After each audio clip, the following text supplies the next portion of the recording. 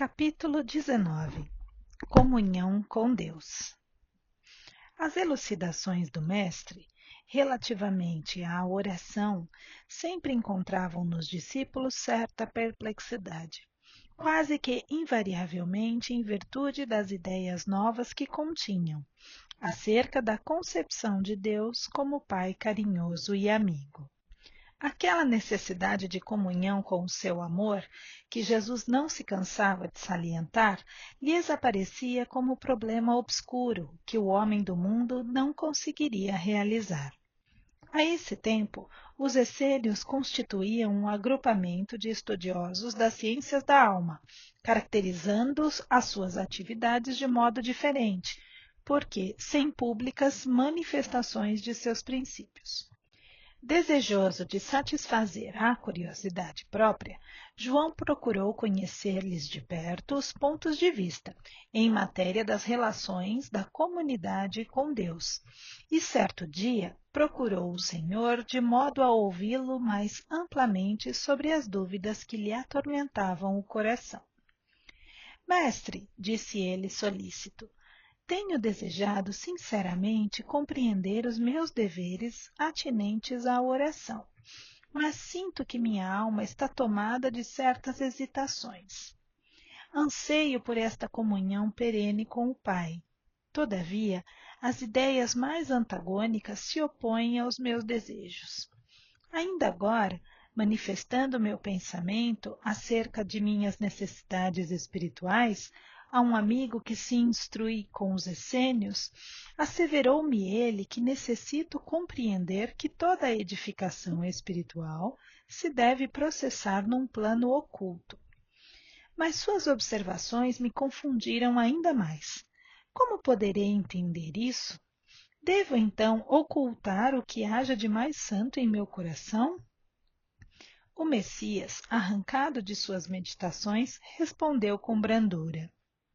João, todas as dúvidas que te assaltam se verificam pelo motivo de não haveres compreendido até agora que cada criatura tem um santuário no próprio espírito, em que a sabedoria e o amor de Deus se manifestam, por intermédio das vozes da consciência. Os essênios levam muito longe a teoria do labor oculto, pois, antes de tudo, precisamos considerar que a verdade e o bem devem ser patrimônio de toda a humanidade em comum. No entanto, o que é indispensável é saber dar a cada criatura de acordo com as suas necessidades próprias.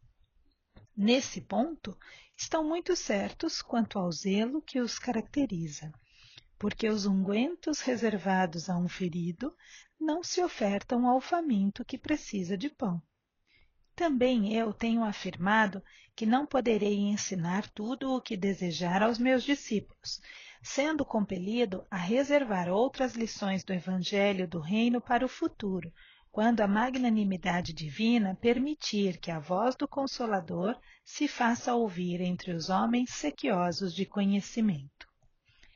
Não tens observado o número de vezes em que necessito recorrer a parábolas para que a revelação não ofusque o entendimento geral?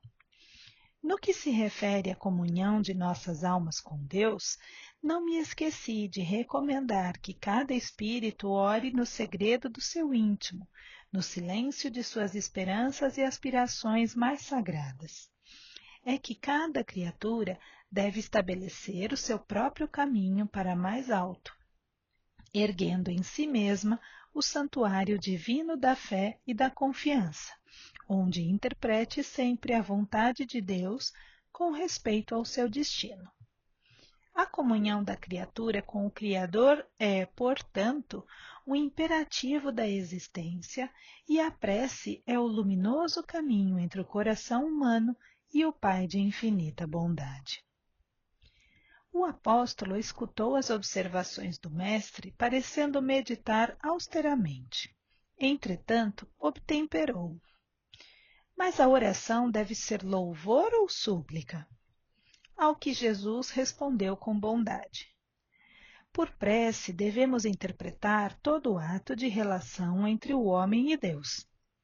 Devido a isso mesmo, como expressão de agradecimento ou de rogativa, a oração é sempre um esforço da criatura em face da providência divina. Os que apenas suplicam podem ser ignorantes, os que louvam podem ser somente preguiçosos. Todo aquele, porém, que trabalha pelo bem, com as suas mãos e com o seu pensamento, esse é o filho que aprendeu a orar, na exaltação ou na rogativa, porque em todas as circunstâncias será fiel a Deus, consciente de que a vontade do Pai é mais justa e sábia do que a sua própria. E como ser leal a Deus na oração? Interrogou o apóstolo, evidenciando as suas dificuldades intelectuais. A prece já não representa em si mesma um sinal de confiança?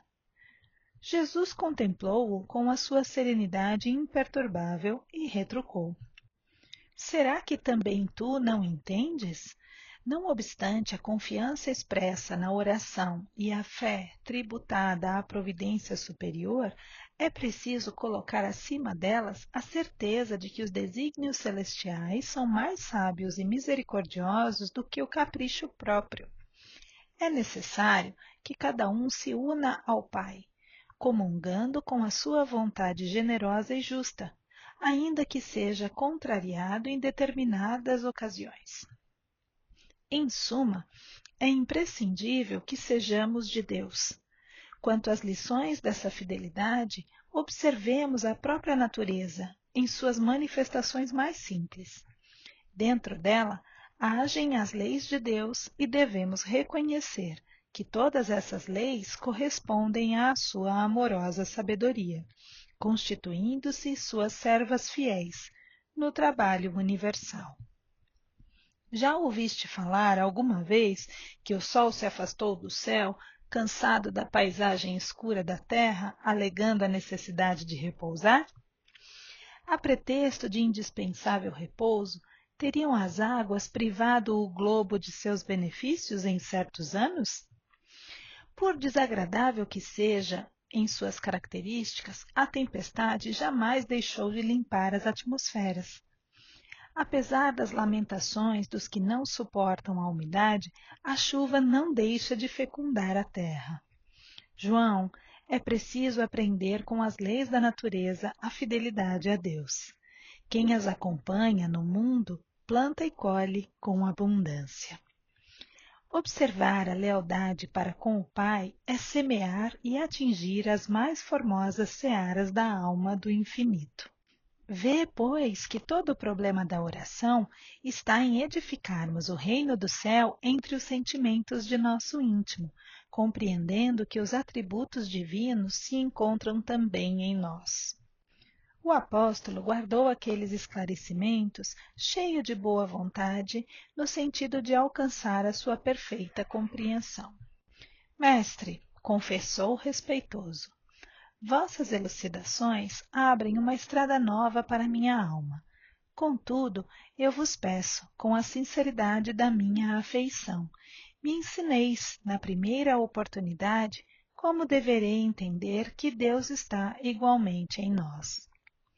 O Messias fixou nele o olhar translúcido e, deixando perceber que não poderia ser mais explícito com o recurso das palavras, disse apenas: eu te prometo. A conversação que vimos de narrar verificara-se nas cercanias de Jerusalém, numa das ausências eventuais do mestre do círculo bem-amado de sua família espiritual em Cafarnaum. No dia seguinte, Jesus e João demandaram Jericó, a fim de atender ao programa de viagem organizado pelo primeiro. Na excursão a pé, ambos se entretinham em admirar as poucas belezas do caminho, escassamente favorecido pela natureza. A paisagem era árida e as árvores existentes apresentavam as frondes recurvadas, entremostrando a pobreza da região, que não lhes incentivava o desenvolvimento. Não longe de uma pequena herdade, o mestre e o apóstolo encontraram um rude lavrador, cavando grande poço à beira do caminho. Bagas de suor lhe desciam da fronte, mas seus braços fortes iam e vinham à terra, na ânsia de procurar o líquido precioso. Ante aquele quadro, Jesus estacionou com o discípulo a pretexto de breve descanso e, revelando o interesse que aquele esforço lhe despertava, perguntou ao trabalhador: Amigo, que fazes? Busco a água que nos falta, redarguiu com um sorriso o interpelado.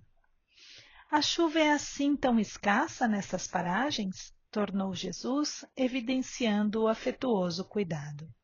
Sim, nas proximidades de Jericó, ultimamente, a chuva se vem tornando uma verdadeira graça de Deus. O homem do campo prosseguiu no seu trabalho exaustivo, mas, apontando para ele, o Messias disse a João em tom amigo: Este quadro da natureza é bastante singelo, porém é na simplicidade que encontramos os símbolos mais puros. Observa, João, que este homem compreende que sem a chuva não haveria mananciais na terra, mas não para em seu esforço, procurando o reservatório que a providência divina armazenou no subsolo.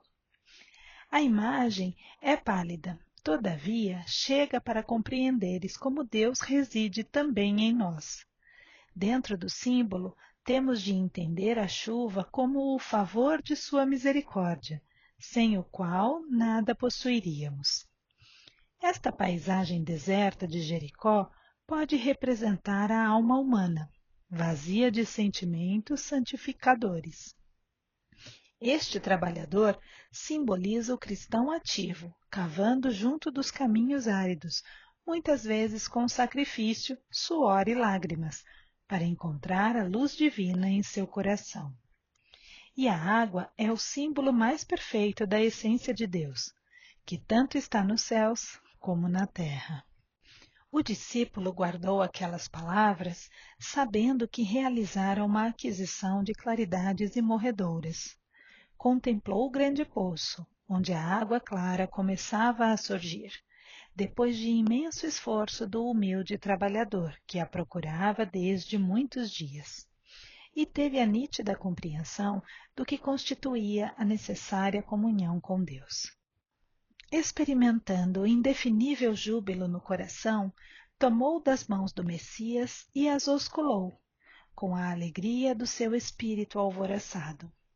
Confortado, como alguém que vencera grande combate íntimo, João sentiu que finalmente compreendera.